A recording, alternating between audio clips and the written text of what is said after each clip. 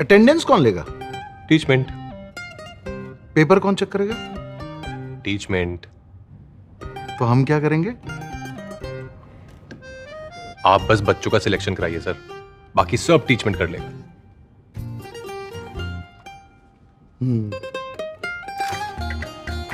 चाहे जैसी भी जरूरत हो, टीचमेंट पे टीचिंग आसान है। आज ही डाउनलोड करें टीचमेंट, इंडिया का number 1 teaching app.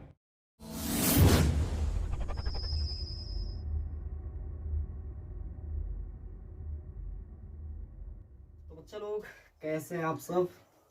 I hope अच्छे होंगे और पढ़ाई लिखाई तो आप सबकी चल ही रही होगी। चलिए ठीक है, तो वीडियो आपका प्रत्येक वीडियो पढ़ रहा है और उसके बाद पढ़ाई में कोई प्रकार की दिक्कत नहीं आनी चाहिए। और जो है टॉपिक टू टॉपिक आपका चैप्टर चल रहा है, कोई प्रॉब्लम नहीं होगी। बस आप वीडियो देखते रहिए, उसके बाद जहाँ पर कोई समस्या होती है आप कमेंट करके बिल्कुल बताइए सर मुझे यहाँ पर समस्या हो रही है।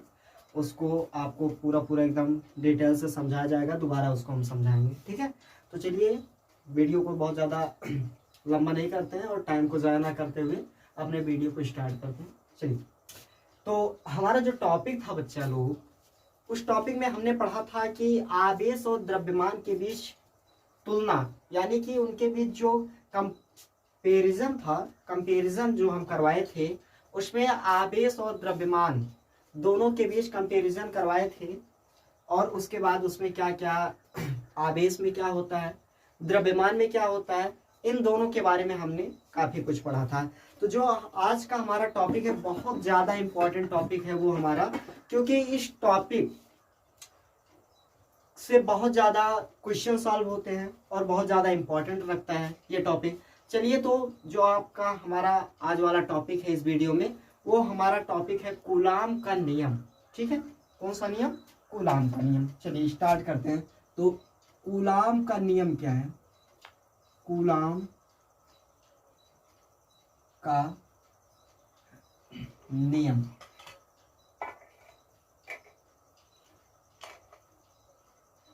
Coulombs law. ठीक है, कूलाम का नियम क्या है? चलिए, तो कूलाम को नियम को पढ़ने से पहले हम इसमें कुछ इम्पोर्टेंट बातें हैं, थोड़ा सा कुछ इम्पोर्टेंट टॉपिक हैं, उसको हम सब समझेंगे। उसके बाद कूलाम के नियम को स्टार्ट करेंगे। तो देखो बच्चे लोग, हमने आप सबको क्या पढ़ाया? हमने आप सबको ये पढ़ाया कि अगर दो आवेश हैं तो दो आवेश एक दूसरे को आकर्षित या प्रतिकर्षित करते हैं। डिपेंड किस पर करता है? अगर दो समान प्रकार के आवेश हैं, मतलब उनकी प्रकृति दोनों समान है, तो वे एक दूसरे को प्रतिकर्षित करेंगे। लेकिन अगर वे एक दूसरे के विपरीत हैं, यानी कि उनकी प्रकृति विपरीत है, तो वे एक दूसरे को क्या करते हैं? आकर्षित करते हैं। इसको हम सबने पढ़ाया है। तो अगर समान परिमाण के आवेश हैं, समान परिमाण के, ध्यान दीजिएगा, अगर समान परिमाण परंतु उनकी प्रकृति विपरीत है, परंतु विपरीत प्रकृति वाले, विपरीत या समान परिमाण बोल सकते हैं, या चाहे समान परिमाण आप कहें या ना कहें, यहाँ पर विपरीत प्रकृति वाले आवेश ऐसे भी लिख सकते हैं। विपरीत प्रकृति वाले आवेश, प्रकृति वाले आवेश एक दूसरे को सदैव अपनी ओर आकर्षित करते हैं, जबकि समान प्रकृति वाले आवेश, समान प्रकृति वाले आवेश एक दूसरे को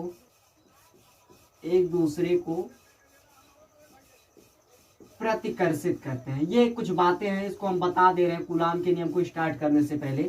प्रतिकर्षित करते हैं, जो इसमें इंपॉर्टेंट बातें आएंगी उसको मैं बता दे रहा हूँ।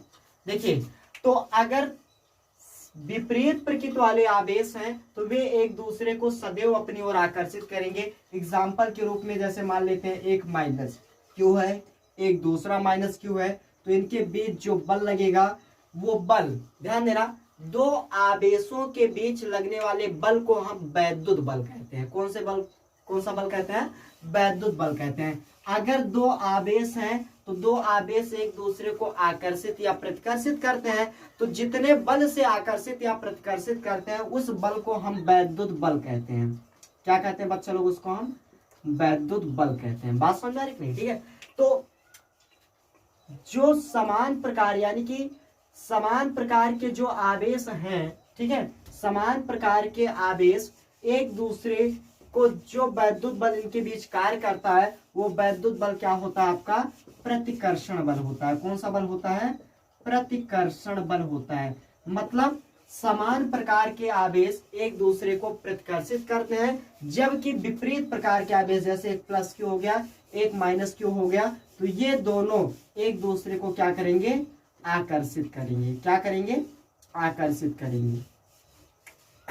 तो इतना बात समझ में आई आप सबकी कि नहीं? तो ये टॉपिक है, इसमें थोड़ा सा ये बातें आएंगी, इसलिए मैंने इसको पहले बता दिया। अब यहाँ पर एक बात और समझते हैं हम, एक टॉपिक और है यहाँ पर समझना, क्योंकि वो इम्पोर्टेंट टॉपिक है। इसको अगर आप जो है स्क्रीनशॉट करना चाहते हैं तो कर लीजिए, नहीं तो इसको मिटा देंगे। चलिए यहाँ पर जो हमारा एक टॉपिक आएगा उस टॉपिक के बारे में आपको बताते हैं। यहाँ पर हम एक वर्ड बोलेंगे बिंदु आवेश। क्या बोलेंगे? बिंदु आवेश। बिंदु आवेश किसे कहेंगे? ध्यान दीजिएगा, फिजिक्स में बिंदु कब मानते हैं? किसी भी वस्तु को आप बिंदु कब मानेंगे? ध्यान दीजिए, एक एग्जांपल लेते हैं। मान लेते हैं कि हमारा एक स्टेशन है, ठीक है, उस स्टेशन का नामकरण कर देते हैं। तो स्टेशन कहाँ वाला पसंद है? जो आप सबको पसंद होगा उसको आप सब मान लीजिएगा। मुझे स्टेशन पसंद है, तो भाई मुझे तो अपना यही प्रतापगढ़ वाला स्टेशन पसंद है, ठीक है। मान लेते हैं प्रतापगढ़ स्टेशन से एक ट्रेन है, ठीक है, जो ट्रेन निकलती है मुंबई जाती है। कहां पर जाती है? मुंबई। मान लेते हैं प्रतापगढ़ स्टेशन से एक ट्रेन चल रही है और वो मुंबई जंक्शन जा रही है। मान लेते हैं कि यहाँ पर जो ट्रेन है, इस ट्रेन की जो लंबाई है मान लेते हैं 500 मीटर है। कितना मीटर है? 500 मीटर है। अब ये ट्रेन कहाँ गई? मुंबई गई। प्रतापगढ़ स्टेशन से मान लेते हैं मुंबई के बीच की जो डिस्टेंस है 1500 किलोमीटर बहरहाल पड़ता है, 1500 किलोमीटर डिस्टेंस है, ठीक है। अब ध्यान दीजिएगा, इस ट्रेन की लंबाई 500 मीटर है, लेकिन ट्रेन के द्वारा तय की गई दूरी 1500 किलोमीटर है। तो बच्चा लोग यहाँ पर बात समझने वाली बात यह है कि यहाँ पर जो ये ट्रेन है, इस ट्रेन की लंबाई 500 मीटर है, लेकिन इसके द्वारा तय की गई दूरी 1500 किलोमीटर है। तो 1500 किलोमीटर 500 मीटर से बहुत ज्यादा अधिक है, इसलिए फिजिक्स में इस ट्रेन को हम एक बिंदु की तरह व्यवहार कर लेते हैं। मतलब यहाँ पर एक बिंदु मान लेते हैं, एग्जाम्पल के रूप में। एक एग्जाम्पल हो गया आपका समझने के लिए कि बिंदु हम किसे कहेंगे। तो मतलब अगर कोई वस्तु है, उसके द्वारा तय की गई दूरी उस वस्तु के आकार से बहुत अधिक होती है, बहुत ज्यादा अधिक होती है, तो उस वस्तु को हम बिंदु मान लेते हैं या बिंदु के समान मान लेते हैं। बात सुनना है कि नहीं? ठीक है, तो देखिए यहां पर जो हम बिंदु आवेश की बात करेंगे, बिंदु आवेश की बात करने से पहले थोड़ा सा आप सबको एक टॉपिक और बताएंगे, आकार और आकृति। आकार आकृति, देखो बेटा, आकार का मतलब होता है माप और आकृति का मतलब होता है बनावट। बच्चे कंफ्यूज ज्यादा होते हैं आकार और आकृति में। तो आकार का मतलब हो जाएगा माप और आकृति का मतलब हो जाएगा बनावट। बात समझ में आ रही नहीं? तो चलिए बिंदु आवेश किसे कहेंगे, आप थोड़ा सा यहाँ पर ध्यान दीजिएगा। अगर हमारे पास दो आवेश हैं, मान लेते हैं Q1 और Q2 दो आवेश हैं, मतलब दो आवेशित वस्तुएं हैं। मान लेते हैं दो आवेशित वस्तुएं हैं, एक पर आवेश Q1 हो गया, दूसरे पर आवेश Q2 हो गया। इन दोनों वस्तुओं को मिलाने वाली जो रेखा है, मान लेते हैं इनके बीच के जो डिस्टेंस है वो मान लेते हैं R मीटर है। ठीक है, कितना मीटर है? R मीटर है। अगर ध्यान देना, दो आवेशित वस्तुओं को मिलाने वाली जो रेखा होगी या दो आवेशित वस्तुओं के बीच की जो दूरी होगी, अगर उनके बीच की दूरी उन आवेशित वस्तुओं या आवेश के आकार से बहुत बड़ी होगी, ठीक है, तो उन आवेशित वस्तुओं या आवेश को हम बिंदु आवेश मान लेंगे। बात समझ में आ रहा है कि नहीं? ठीक है, तो ध्यान दीजिएगा, अगर दो आवेशित वस्तुएं हैं, अगर उनके बीच की दूरी उन आवेशित वस्तुओं या आवेश के आकार से बहुत अधिक होती है तो उसे हम बिंदु आवेश मान लेते हैं। तो कूलाम का नियम बिंदु आवेशों के लिए सत्य पाया जाता है। तो बिंदु आवेश किसे कहते हैं, बात समझ में आ गई होगी। तो चलिए हम स्टार्ट करते हैं कूलाम का नियम। अब टाइम ज्यादा नहीं करते क्योंकि बहुत ज्यादा इसमें चीजें हम पढ़ लिए, बस इससे ज्यादा यहाँ पर और कुछ उपयोग नहीं होगा। चलिए तो स्टार्ट करते हैं। तो देखिए कूलाम का जो नियम है, सबसे पहले समझ लीजिए कि नियम और सिद्धांत क्या होते हैं। नियम क्या है, सिद्धांत क्या है, ध्यान दीजिए बेटा। नियम जो होते हैं वो प्रत्येक स्थानों पर लागू होते हैं, जबकि सिद्धांत कुछ स्थानों पर लागू होते हैं, कुछ स्थानों पर लागू नहीं होते हैं। ठीक है, तो नियम आपका प्रत्येक स्थान पर, चाहे अपने ग्रह को छोड़कर किसी अन्य ग्रह पर चला जाया जाए तब पर भी वहां पर नियम लागू होगा, अगर कोई नियम है तो। ठीक है, कोई ऐसा कथन है जो प्रत्येक स्थान पर लागू हो वो नियम कहलाता है, और जो प्रत्येक स्थान पर लागू नहीं होता है वो आपका सिद्धांत कहलाता है। ठीक है, तो चलिए हम स्टार्ट करते हैं कूलाम का नियम। तो ध्यान दीजिए, पहले इतना समझिए, कूलाम एक वैज्ञानिक का नाम है। कहाँ के वैज्ञानिक थे, फ्रांस के वैज्ञानिक थे। ठीक है, इन्होंने 1785 ईस्वी में एक ऐठन तुला थी, ऐठन तुला मतलब एक ऐठन तुला थी, उससे ये प्रयोग कर रहे थे, और उससे जो प्रयोग किए, अपने प्रयोग के आधार पर इन्होंने कुछ जो है कथनों को बताया, और वे कथन जो है कूलाम के नियम कहलाए। तो कूलाम का नियम क्या है, चलो हम स्टार्ट करते हैं। तो 1785 ईस्वी में फ्रांसीसी भौतिकविद वैज्ञानिक कूलाम ने ऐठन तुला के प्रयोगों के आधार पर कुछ नियम दिया आवेशों के संबंध में, जिसे हम कूलाम का नियम कहते हैं। तो कूलाम का नियम क्या है, इसके लिए हम मान लेते हैं कि हमारे पास दो आवेश हैं, मान लेते हैं Q1 और Q2। मान लेते हैं हमारे पास दो आवेश है Q1 और Q2। ये एक दूसरे से मान लेते हैं कि स्मॉल d मीटर की दूरी पर रखे गए हैं। कितने मीटर की दूरी पर रखे हैं, स्मॉल d मीटर की दूरी पर रखे हैं। ध्यान दीजिए, अगर दो आवेश हैं और दो आवेश यदि हैं तो उनके बीच एक बल कार्य करेगा, जो बल कौन सा बल कहलाएगा, वैद्युत बल कहलाएगा। कौन सा बल कहलाएगा बच्चों, वैद्युत बल कहलाएगा। तो दो आवेशों के बीच जो बल कार्य करता है उस बल को हम वैद्युत बल कहते हैं। बात समझ आ रही कि नहीं, ठीक है। तो अगर दो आवेश हमने माना Q1 और Q2 है, मान लेते हैं कि वे निर्वात में, निर्वात का मतलब होता है जहां पर वायु ना हो, उस स्थान को हम निर्वात कहते हैं। ठीक है, तो मान लेते हैं दो आवेश Q1 और Q2 हैं, ये एक दूसरे से d मीटर की दूरी पर रखे गए हैं। कितने मीटर की दूरी पर रखे हैं, d मीटर की दूरी पर रखे गए हैं। तो इनके बीच एक बल कार्य करेगा, उस बल का मान होगा, या वो बल कौन सा बल कहलाएगा, वैद्युत बल कहलाएगा। तो जो वैद्युत बल कार्य करेगा, ध्यान दीजिए, इसी आवेशों के बीच जो वैद्युत बल कार्य करता है उसके लिए कूलाम ने एक नियम दिया था। बात समझिए बेटा, अगर दो आवेशित वस्तुएं हैं तो वे एक दूसरे को आकर्षित या प्रतिकर्षित करती हैं। कितने बल से आकर्षित करती हैं, कितने बल से प्रतिकर्षित करती हैं। एक महान वैज्ञानिक के बारे में बता रहे हैं, आइंस्टीन। आइंस्टीन ने बताया था कि अगर आपका कोई कथन है या आप कोई ज्ञान बता रहे हो, तो जब तक आप अपना ज्ञान, जब तक आप अपना कथन मैथमेटिक्स के पदों में व्यक्त नहीं करते हो, तब तक का आपका ज्ञान तुच्छ माना जाएगा। मतलब यह है कि अगर कूलाम ने जो है केवल नियम बता दिया होता कि दो आवेशों के बीच बल कार्य कर रहा है, और उसको मैथमेटिक रूप से या मैथमेटिकल रूप से उसको नहीं लिखा होता, मैथमेटिकल फॉर्म में नहीं लिखा होता, तो उनका नियम तुच्छ रहता, उसका कोई हम उपयोग नहीं कर सकते थे। ठीक है, तो जो कथन हम दें, जो बात हम पढ़ें, वो बात हमें मैथमेटिक्स के पदों में व्यक्त होनी चाहिए, तो वो बहुत ज्यादा अच्छा रहेगा और बहुत ज्यादा इंपॉर्टेंट रहेगा। तो चलिए मैथमेटिक्स के पदों में व्यक्त करते हैं कि देखिए, दो आवेशित वस्तुएं एक दूसरे को आकर्षित या प्रतिकर्षित करेंगी। कितने बल से आकर्षित या प्रतिकर्षित करेंगे। कोई हमसे पूछता है, मान लेते हैं कि एक वस्तु A है, एक वस्तु B है, इस पर प्लस आवेश है, इस पर माइनस आवेश है, ये एक दूसरे को आकर्षित करेंगे। कितने बल से करेंगे, उस बल का परिमाण होना चाहिए। ठीक है, तो उसको निकालने के लिए ही कूलाम ने एक नियम दिया, और उसको उन्होंने मैथमेटिक्स के पदों में व्यक्त किया। तो चलिए स्टार्ट करते हैं। देखिए, मान लेते हैं Q1 और Q2 दो आवेश हैं, एक दूसरे से d मीटर की दूरी पर रखे गए हैं। तो इनके बीच एक वैद्युत बल कार्य करेगा। वो वैद्युत बल आकर्षण या प्रतिकर्षण बल होगा। क्या होगा? आकर्षण या प्रतिकर्षण बल होगा।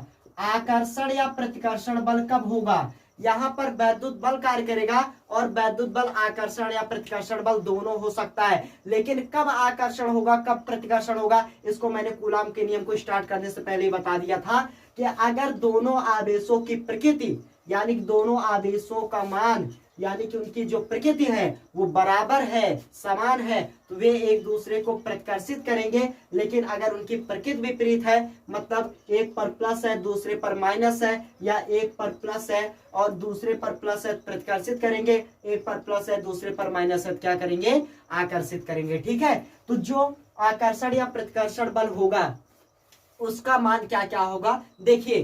तो कूलाम ने 1785 ईस्वी में बच्चा लोग, ठीक है, 1785 ईस्वी में कूलाम ने बताया कि निर्वात में स्थित, यहां पर हम लिख दे रहे हैं निर्वात में स्थित दो बिंदु आवेशों के बीच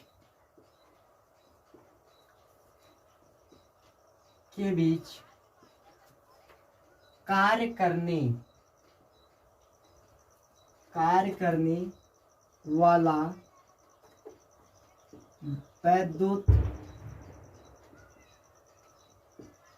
आकर्षण या वैद्युत प्रतिकर्षण बल उन आवेशों के गुणनफल के समानुपाती तथा उनके बीच की दूरी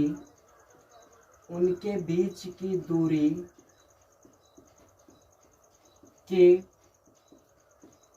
वर्ग के व्युत्क्रमानुपाती होता है। ठीक है, यही कूलाम का नियम है। तो कूलाम का नियम क्या है? निर्वात में स्थित दो बिंदु आवेशों के बीच कार्य करने वाला वैद्युत आकर्षण या वैद्युत प्रतिकर्षण बल उन आवेशों के गुणनफल के समानुपाती तथा उनके बीच की दूरी के वर्ग के व्युत्क्रमानुपाती होता है। ये कूलाम ने बताया। अब चलो, जो कूलाम ने बताया उसको अब हम सब देखते हैं कि कैसे उन्होंने कह दिया कि दोनों के गुणनफल के समानुपाती होगा और दूरी के वर्ग के व्युत्क्रमानुपाती होगा। क्या वो फालतू में कह दिए थे क्या? नहीं। तो देखिए, हमारे पास जब हम क्लास 1 से पढ़ते हैं तो हमारे जो टीचर्स होते हैं वो हमें बताते हैं, बेटा तुम सब पढ़ लो, जोड़, घटाना, गुणा, भाग, ये हम सबको पढ़ाया जाता है 1 kg से। ठीक है, जोड़, घटाना, गुणा, भाग। ध्यान देना, सबसे ज्यादा वैल्यू, मतलब अगर हमारे पास 2 डिजिट हैं या 2 नंबर हैं या 2 संख्याएं हैं या 2 अंक हैं, तो अगर हम उनका गुणा करते हैं तो हमेशा ज्यादा ही मिलता है। जैसे मान लेते हैं हमारे पास 2 डिजिट हो गए 5 and 4, 2 डिजिट हमने लिया, 5 and 4 लिया। अब अगर मैं 5 and 4 को ऐड करता हूं तो 5 4 आपका 9 हो जाएगा। अगर मैं इसको सब्ट्रैक्ट करता हूं तो आपका 1 हो जाएगा। अगर मैं इसको मल्टीपल करवाता हूं तो 20 हो जाएगा। अगर मैं 5 डिवाइड 4 करता हूं तो आपका कितना हो जाएगा? 1 पॉइंट आपका कितना? 2, उसके बाद कितना हो जाएगा? 5 हो जाएगा। ठीक है, तो आपका कितना है? भाग करवाना तो जानते हो, 4 1 जा 4 आपका पॉइंट बढ़ा, 4 2 जा 8 और 4 5 जा आपका 20 हो गया। तो सबसे ज्यादा हमें किस ऑपरेशन में, ऑपरेशन में फाड़ चीर करने वाला नहीं, ऑपरेशन का मतलब होता है संक्रिया। ठीक है, नहीं सोचना कि ऑपरेशन फाड़ चीर करने वाला, पोस्टमार्टम वाला नहीं। तो देखिए यहाँ पर जो हमारे पास ऑपरेशन है, 4 ऑपरेशन मतलब 4 संक्रियाएं, जोड़ घटाना गुणा भाग। अगर यहां पर हम देखते हैं तो 2 डिजिट हमने लिया, 5 एंड 4 लिया, तो 5 एंड 4 को अगर मैं ऐड करवाया तो मुझे वैल्यू 9 मिला। 5 एंड 4 को मैंने सब्ट्रैक्ट करवाया तो वैल्यू 1 मिला। अगर 5 एंड 4 को मैंने मल्टीपल करवाया तो वैल्यू मुझे 20 मिली, और 5 डिवाइड बाई 4 मैंने करवाया तो 1.25 मिला। तो सबसे ज्यादा वैल्यू कहां पर मिली? मल्टीपल पर मिली। कहां पर मिली? मल्टीपल पर, मतलब गुणे पर हमें सबसे ज्यादा वैल्यू मिली। तो कूलाम ने क्या बताया? सोचो सोचो, थोड़ा सा सोचो। अगर आवेश Q1 और Q2 है, अगर मैं इन दोनों को जोड़ता हूं तो जो बल आएगा, ध्यान देना बच्चों, अगर आवेश Q1 और Q2 है, अगर मैं इन दोनों को जब जोड़ूंगा, मान लेते हैं कि एक मेरा 5 कूलाम हो गया, दूसरा मेरा 4 कूलाम हो गया। अगर मैं जोड़ता हूं तो 5 4 9 आएगा। अगर मैं घटाता हूं तो 1 कूलाम, यानी कि बल है, बल का मात्रक न्यूटन हो जाएगा, तो 5 4 9 9 न्यूटन आएगा। अगर मैं यहाँ पर 5 और 4 को घटाता हूं तो 1 आएगा, और उसके बाद अगर मैं 5 और 4 का गुणा करता हूं तो आपका 20 न्यूटन आएगा, और उसके बाद 5 और 4 को मैं भाग करवाता हूं तो मेरा 1.25 आएगा। तो देखो सबसे ज्यादा वैल्यू कहां पर मिली? सबसे ज्यादा वैल्यू हमें मिल रही है गुणे पर। तो इसीलिए कूलाम ने क्या कहा? कूलाम ने कहा कि जो 2 आवेश हैं, मतलब जो 2 बिंदु आवेश हैं, अगर इनका आप मल्टीपल करवाओगे तो बल ज्यादा मिलेगा। इसलिए कूलाम ने पहला कथन दिया कि जो इनके बीच वैद्युत आकर्षण या प्रतिकर्षण बल कार्य करेगा, वैद्युत आकर्षण या प्रतिकर्षण बल, अर्थात समझिए, ध्यान समझिए, बहुत अच्छा टॉपिक है, ध्यान दीजिए। जो इनके बीच वैद्युत आकर्षण या प्रतिकर्षण बल कार्य करेगा, वैद्युत बल हो रहा है, इसलिए मैं लिख दे रहा हूं यप सफिक्स ई।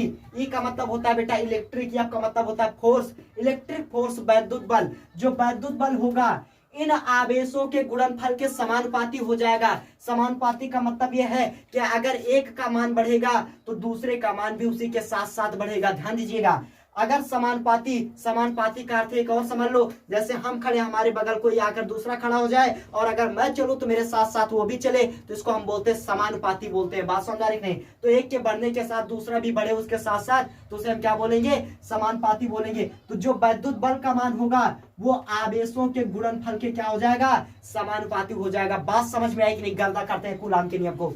तो Q1 और Q2 के गुणनफल के क्या होगा? समानुपाती होगा। इसको कूलाम ने बताया। तुम सब भी बता सकते हो कि सर जी अगर गुणा करोगे तो बल का मान ज्यादा मिलेगा। ठीक है, तो अब देखिए आगे वाला टॉपिक, इसको हम रफ करते हैं, ये आपके काम का नहीं है, ये आप सब जानते हैं। ठीक है, तो पहला टॉपिक मिल गया, पहला नियम उन्होंने जो बताया, पहला कथन, पहला सेंटेंस जो बताया हमने उसको गर्दा कर दिया। दूसरा वाला सेंटेंस देखते हैं। दूसरा वाला सेंटेंस क्या है? आवेशों के बीच गुणनफल के समानुपाती होगा। क्यों होगा मैंने इसको समझाया। फिर उसके बाद इन्होंने कहा कि जो 2 आवेश हैं इनको जो मिलाने वाली डिस्टेंस है, यानी कि इनके बीच की जो डिस्टेंस है बेटा डी। डिस्टेंस कितना है? डी। ध्यान दीजिएगा, डिस्टेंस है डी। अगर मैं यहां पर करता हूं, देखिए उन्होंने क्या कहा? उन्होंने कहा कि आवेशों के गुणनफल के समानुपाती, गुणनफल के समानुपाती, इसको हमने पढ़ लिया। अब मैं पढ़ूंगा कि उनके बीच की दूरी के वर्ग के व्युत्क्रमानुपाती। कूलाम ने क्यों कहा? पागल कुत्ता काटा था क्या उनको कि व्युत्क्रमानुपाती कह दिया, वर्ग के व्युत्क्रमानुपाती। तो समझो, अगर मैं मान लेता हूं कि मैं दूरी करता हूं, मान लेते हैं कि एफ इज प्रोपोर्शनल टू, मैं डी कर दे रहा हूं, मान लेते हैं अपने अनुसार। अब मैं अपना थोड़ा सा दिमाग लगाता हूं, आप सब अपना दिमाग लगाइए। तो अगर मैं बल को डी के बराबर कर दे रहा हूं, क्या ये नहीं हो सकता था? कूलाम ने क्यों फालतू इसको दिया था क्या? तो चलिए देखते हैं ये क्यों अप्लाई नहीं हुआ, ये कथन क्यों अप्लाई नहीं हुआ। देखिए, तो एफ सफिक्स ई अगर मैं यहां पर रखता हूं 5 मीटर, मान लेते कितना आया? 5 मीटर। तो बल बेटा हमें कितना मिला? 5 मीटर मिल गया। अगर मैं इस दूरी का वर्ग कर दूं, व्युत्क्रम ना करूं, केवल वर्ग कर दूं, और मैं रखूं 5, तो पचम आ जाएगा आपका 25 न्यूटन। क्या आ जाएगा? 25 न्यूटन आ जाएगा। ठीक है, अब ध्यान दीजिए, थोड़ा सा तुम सब अपना कॉमन सेंस लगाओ और मुझे ये बताओ कि अगर 2 आवेश हैं, मतलब एक ये वाली वस्तु है, एक ये वाली वस्तु है, अगर दोनों पर आवेश है, ये बताओ, अगर मैं इनको परस्पर समीप रखूंगा तब वैद्युत बल का मान ज्यादा होगा कि दूर रख दूंगा तब वैद्युत बल का मान ज्यादा होगा? जल्दी मुझे बताओ खट से। तो आप सब कह सकते हो कि सर जी अगर 2 वस्तुएं हैं, दोनों आवेशित हैं, तो अगर एक दूसरे के समीप रहेंगी तो ज्यादा वैद्युत बल लगेगा, अगर दूर चली जाएंगी तो कम वैद्युत बल लगेगा। तो ये मुझे बताओ कि अगर दूरी बढ़ेगी तो उसके साथ साथ क्या बल बढ़ सकता है यारों? अगर दूरी बढ़ेगी तो क्या उसके साथ साथ बल बढ़ सकता है? कहोगे सर जी बिल्कुल नहीं बढ़ सकता है, दूरी को यदि आप बढ़ाएंगे तो बल बिल्कुल भी नहीं बढ़ेगा। तो पहला वाला स्टेटमेंट हमारा क्या हो गया? कथन आपका गलत हो गया। अब चलो कूलाम के स्टेटमेंट को हम देखते हैं कि उन्होंने ऐसा क्यों कहा। तो बात समझ में आई कि नहीं? देखिए उन्होंने कहा कि जो दूरी है, दूरी का वर्ग कर दो, दूरी का मैंने वर्ग किया, और उन्होंने कहा व्युत्क्रमानुपाती, व्युत्क्रम कर दो। व्युत्क्रम का मतलब होता है उल्टा, ठीक है। तो इसको मैंने क्या किया? पलट दिया, 1/d² हो गया, क्योंकि दूरी मैंने दोनों आवेशों के बीच की कितना लिया था? d लिया था। तो दूरी कितना हो गई? 1/d²। अब मैं यहाँ पर F इज प्रोपोर्शनल टू क्या करता हूँ? 1/d² करता हूँ। देखिए अब यहाँ पर अगर मैं मान लेता हूँ कि मैं रखता हूँ एक, क्या मैं रखता हूँ? आप मैथमेटिक्स के पदों में समझ लीजिए। अब मैं रखता हूँ यहाँ पर एक रखना स्टार्ट किया, तो यहाँ पर d का मान पहले मैं रखा 1 metre. F is proportional to आपका 1/1 का स्क्वायर, तो F इज प्रोपोर्शनल टू आपका आया 1 न्यूटन, क्योंकि 1/1 का स्क्वायर मतलब 1/1 का मतलब 1 न्यूटन है। अब मैं दूरी को मान लेता हूँ बढ़ा रहा हूं, मैं मान लेता हूँ 2 मीटर कर रहा हूं। अगर मैं दूरी को बढ़ा रहा हूं तो यहाँ पर अब कितना हो जाएगा? F इज प्रोपोर्शनल टू हो जाएगा 1/d, d का मान हो गया 2 का स्क्वायर हो गया, तो F इज प्रोपोर्शनल टू कितना हो गया? 1/2 2 4, और यहाँ पर कितना 0 पॉइंट आपका कितना 25 हो जाएगा। तो देखिए जैसे जैसे बेटा मैं दूरी को बढ़ा रहा हूं वैसे वैसे बल का मान क्या हो रहा है? अब ये मुझे बताओ कि एक बड़ा है कि 0.25 न्यूटन बड़ा है? तो आपको पता है सर जी कि एक बड़ा है 0.25 न्यूटन छोटा है। इसका मतलब ये हो गया कि अगर दूरी बढ़ाओगे तो उनके बीच बल क्या होगा? घटेगा। यही तो कूलाम ने बताया। तो क्यों उन्होंने व्युत्क्रमानुपाती किया? क्यों उन्होंने व्युत्क्रमानुपाती शब्द का उपयोग किया? वर्ग के व्युत्क्रमानुपाती क्यों कहा? तो बात समझ में आई, इसीलिए कहा। तो यहां पर क्या निकला? F इज प्रोपोर्शनल टू कितना निकला? 1/d²। बात समझ में आई कि नहीं? क्यों 1/d² किया? इसीलिए किया। बात समझ में आई कि नहीं? चलिए तो आगे सॉल्व करते हैं।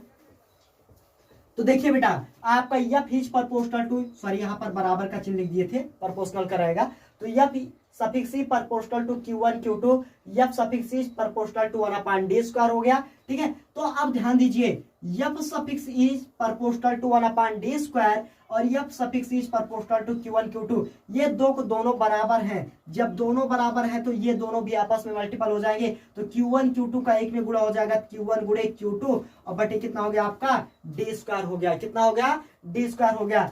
या F सफिक्स ई रहेगा, तो या F सफिक्स ई बराबर, अगर मैं प्रोपोर्शनल का चिन्ह हटाता हूं तो यहाँ पर कोई एक नियत संख्या जुड़ती है, एक कांस्टेंट जुड़ता है, तो उस कांस्टेंट को मैं लिख दे रहा हूं k है। क्या लिख दे रहा हूं उसको मैं? k। तो k कितना हो गया? Q1 गुणे Q2 बटे कितना हो गया? d²। अब ध्यान दीजिए ये k क्यों जुड़ा, k क्या है सब मैं बताऊंगा। तो ध्यान दीजिए k यहां पर लिखता हूं, जहां k एक नियतांक है, नियतांक है जिसे कूलाम नियतांक कहते हैं, जिसे कूलाम नियतांक कहते हैं, ठीक है। जहां के क्या है? एक नियतांक है जिसे क्या कहते हैं? कूलाम नियतांक कहते हैं। के क्यों जुड़ा? अब बात समझिए, के को हम क्यों जोड़ते हैं? हमेशा प्रोपोर्शनल को हटाने के बाद हम एक कांस्टेंट जोड़ते हैं। क्यों जोड़ते हैं? तो आज मैं आप सबको बता दे रहा हूं, समझ लो कि हम इसलिए जोड़ते हैं कि जो आवेश का आप प्रयोग करवा रहे हो वो कौन से स्थान पर करवा रहे हो, कि निर्वात में करवा रहे हो, कि वायु में करवा रहे हो, कि जल में करवा रहे हो, कि केरोसिन में करवा रहे हो, कहां पर करवा रहे हो, मतलब वो माध्यम कौन सा है जिस माध्यम में आप प्रयोग कर रहे हो। तो उसीलिए यहां पर जो है के एक कांस्टेंट जुड़ता है, जो के क्या बताता है कि उस माध्यम का नियतांक है जिस माध्यम में आप प्रयोग करवा रहे हो या आप अपना स्टेटमेंट दे रहे हो, आप अपना स्टेटमेंट बता रहे हो। बात समझ में नहीं? तो क्यों जोड़ते हैं? तो के क्या है? अगर इन आवेशों को आप निर्वात में करवाते हो तो के का मान निर्वात के लिए होगा, अगर वायु के लिए करवाते हो तो के का मान वायु के लिए होगा, अगर जल में करवाते हो तो के का मान जल के लिए होगा, अगर मिट्टी के तेल में करवाते हो, केरोसिन में करवाते हो तो के का मान केरोसिन के लिए होगा। बात समझ में नहीं? ठीक है। तो अब यहां से देखिए आगे स्टार्ट करते हैं इसके। तो के का जो मान है, जहां के एक नियतांक है जिसे क्या कहते हैं बेटा, कूलाम नियतांक कहते हैं। अब आगे देखते हैं इसका प्रोसेस क्या हो जाएगा। जिसका मान आपका के का जो मान होता है वो होता है 9.0 गुणे 10 घात 9। और देखिए अब के का मान अभी मैं बताऊंगा ये सब कहां से निकल कर आता है, ठीक है। तो देखो अगर के का मैं मान निकालू, मात्रक निकालू, फिजिक्स में मात्रक लिखना बहुत ज्यादा जरूरी है। तो यहाँ पर मैं केवल के को ऐसे लिख दे रहा हूं। तो यहाँ पर देखो एफ इज प्रोपोर्शनल टू आपका F suffix is equal to कितना आपका के आ गया, और कितना आपका Q1 गुणे कितना है Q2 बटे कितना है डी स्क्वायर। इसका मैं इधर गुणा करता हूं तो एफ सफिक्स ई गुणे कितना आ जाएगा डी स्क्वायर, और यहाँ Q1 Q2 गुणे में इधर आएगा किसमें हो जाएगा, बटे में हो जाएगा, बराबर कितना हुआ के हो गया। अब यहाँ पर बल है, चाहे जो बल हो, बल का मात्रक क्या होता है, न्यूटन होता है। तो न्यूटन हाइपन दूरी है तो दूरी का मात्रक मीटर, तो यहाँ पर दूरी का वर्ग है इसलिए मीटर स्क्वायर हो जाएगा। और Q1 गुणे Q2 यानी कि Q आवेश, आवेश का मात्रक कूलाम हाइपन, और Q2 इसका भी मात्रक आपका कूलाम होगा, बराबर के हो जाएगा।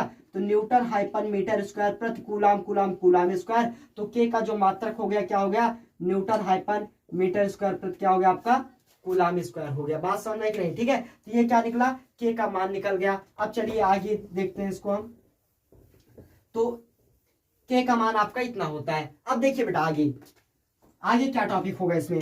तो आगे जो हम पढ़ेंगे इस चैप्टर में, आगे जो आपका डेरिवेशन आएगा वहां पर सरलता के लिए हम के स्थान पे लिख देते हैं 1/4 पाई एप्सिलॉन नॉट। क्या लिख देते हैं, के स्थान पे 1/4 पाई एप्सिलॉन नॉट लिख देते हैं, जहां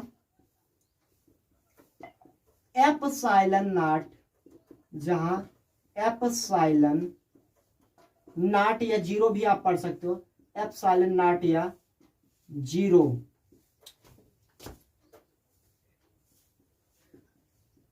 निर्वात की वैद्युतशीलता है। निर्वात की क्या है, वैद्युतशीलता है, ठीक है।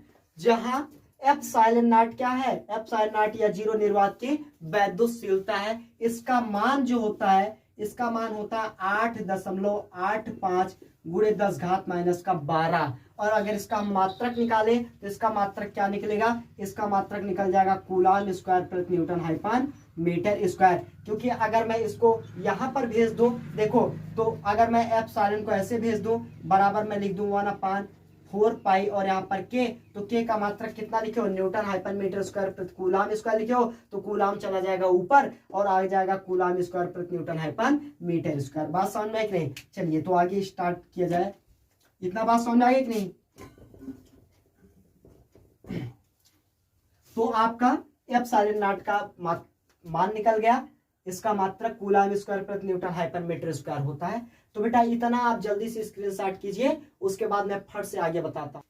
देखिए आगे यहां पर हम के की वैल्यू कैसे निकालते हैं। तो के का मान, एप्सिलॉन नॉट का मान कैसे निकालेंगे। तो के बराबर अभी मैंने कितना लिखा था, चूंकि के बराबर बेटा मैंने लिखा था 1/4 pi epsilon not. Epsilon not को मैं इधर लाता हूं, बराबर हो जाएगा 1/4 पाई, फिर क्या हो जाएगा के। तो एप्सिलॉन नॉट बराबर 1/4 और पाई का मान होता है 3.14 और गुणे, और के का मान आपका कितना 9.0 गुणे 10 घात कितना हो गया आपका 9 हो गया। इसको मैंने लिखा था, और मात्रक न्यूटन हाइपन मीटर स्क्वायर प्रति कूलाम स्क्वायर ऊपर लेकर जाता हूं। तो एप्सिलॉन नॉट बराबर कितना हो जाएगा 1/, कितना देखो अब यहां से इसका मल्टीपल करवा जाए तो आपका 4 9 आपका 36 हो गया, इंटू 3.14 हो गया, इंटू 10 पावर आपका 9 हो गया, और ये आपका ऊपर चला गया कूलाम स्क्वायर प्रति न्यूटन हाइपन मीटर स्क्वायर हो गया। आप सॉल्व करते हैं इसको। तो देखिए एप्सिलॉन नॉट बराबर आपका कितना, तो यहाँ पर 3.14 का, चलिए भाई जल्दी से करवा लेते हैं गुड़ा उड़ा। तो आपका यहाँ पर तुम सब करवाना जल्दी से। तो आपका कितना हो जाएगा 6 चौक 24 हो गया, और हासिल का 2, 6 करने 6, 6 2 आपका हो गया 8, और 6 त्रिक हो गया 18, और आपका 3 चौक 12, 3 करने 3 1 4 हो गया, और 3 त्रिक का 9 हो गया, मतलब 4 8 2 10, 8 4 12 1 13, 9 1 10 1 11, मतलब आपका 2 अंक के बाद 10, मतलब 113, यानी कि आ गया 113 0.04 और गुणे 10 घात कितना आ गया 9 आ गया। इसको ऊपर लेकर जाते हैं तो 10 घात माइनस का 9 हो जाएगा। ठीक है, तो अब यहाँ से एक अंक 2 अंक और इधर लेकर जाते हैं तो एक अंक और 2 अंक जब बाएं तरफ से दाहिने तरफ जाएगा तो आपका ऊपर 2 जीरो ऐसे बढ़ जाएगा, यहाँ पर दशमलव हटा दे रहे हैं। ठीक है, तो यहाँ पर आपका कितना हो जाएगा एप्सिलॉन नॉट बराबर आपका हो गया 100/11,304 गुणे 10 घात हो गया माइनस का 9। अब 100 और 11,304 में तुम सब भाग करवाना, तो पूरा भाग करने के बाद आपका डायरेक्टली मैं लिख दे रहा हूं, भाग करवा लेना। इसका मान आ जाएगा 8.85 गुणे 10 घात माइनस 12 आ जाएगा। और क्या आ जाएगा कूलाम स्क्वायर प्रति न्यूटन हाइपन मीटर स्क्वायर। इसको तुम सब करवा लेना भागो। ठीक है, तो बात समझ में नहीं, तो एप्सिलॉन नॉट का मान कहां से निकल कर आया मैंने इसको बता दिया। ठीक है, अब आगे चलिए स्टार्ट करते हैं। आगे इसमें कुछ टॉपिक है, तो देखिए यहां पर यदि जो के का मान है यानी जो वैद्युत बल होता है, के का जो मान होता है वो डिपेंड किस किस करता है, तो दो बातों पर निर्भर करता है। ठीक है, या जो आपका के का मान होगा, के का मान दो बातों पर निर्भर करता है, दो बातों पर निर्भर करता है, निर्भर करता है। यानी कि 1/4 एप्सिलॉन नॉट भी लिख सकते हो, वही लिखो के मत लिखो। 1/4 एप्सिलॉन नॉट का मान दो बातों पर निर्भर करता है। नंबर फर्स्ट आपका क्या आ जाएगा मात्रकों की पद्धति पर, और दूसरा मात्रकों की पद्धति पर निर्भर करेगा, और दूसरा निर्भर करेगा आवेशों के बीच के माध्यम पर। आवेशों के बीच माध्यम कौन सा होगा, तो के का मान दो बातों पर निर्भर करता है, यानी कि 1/4 एप्सिलॉन नॉट का मान दो बातों पर निर्भर करता है, मात्रकों की पद्धति पर और आवेशों के बीच के माध्यम पर। तो मात्रकों की पद्धति पर जो आपका होगा ये दोनों टॉपिक आपके हो जाएंगे। आवेशों के बीच के माध्यम पर भी जो है के का मान निर्भर करेगा। तो आवेश के बीच के का मान क्या होगा, देखिए तो मात्रकों की पद्धति सीजीएस पद्धति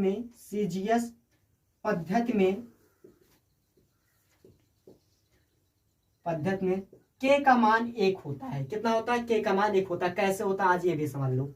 देखिए सीजीएस पद्धति में के का मान 1 कैसे होता है, मैं जो कहता हूं उसको मैं प्रूव करता हूं। ठीक है, कैसे 1 होता है ध्यान दीजिए। अभी मैंने क्या पढ़ा था, चूंकि F suffix C is equal to मैंने पढ़ा के Q1 Q2 बटे डी स्क्वायर पढ़ा। अब यहाँ पर ये जो मात्रक है अभी ये सब किस में है, एसआई पद्धति में है, मतलब इंटरनेशनल ऑफ सिस्टम अंतरराष्ट्रीय प्रणाली में सभी मात्रकों को पहले नंबर एसआई पद्धति में मापते हैं। तो चलो सीजीएस पद्धति में मापेंगे, तो चलो के का मान निकालना है, तो एफ सफिक्स सी इंटू डी स्क्वायर अपान कितना हो गया Q1 गुणे कितना हो गया Q2 हो गया बराबर आपका क्या हो गया।